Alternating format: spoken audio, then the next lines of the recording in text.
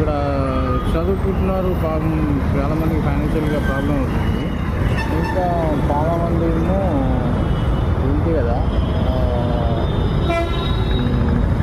Betting యాప్స్లో invest చేసుకుంటూ కొందరు ఆడుతున్నారు, టీమ్ పార్టీ ఆడుతున్నారు. కొందరేమో ఈ బెట్టింగ్ యాప్స్కి బాగా బానిసలు అయిపోయారు. కొందరు ర్యాపిడో చేస్తున్నారు, కొంచెం జొమాటో చేస్తున్నారు.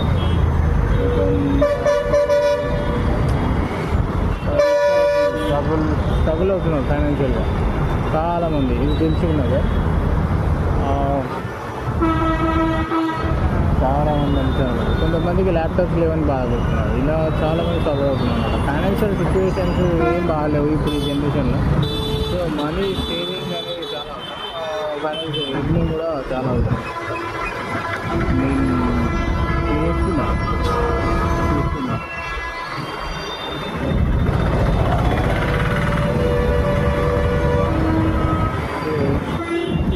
ఇంత టైం దొరికినా సంపాదించడానికి టైం యూజ్ చేసుకోవాలి.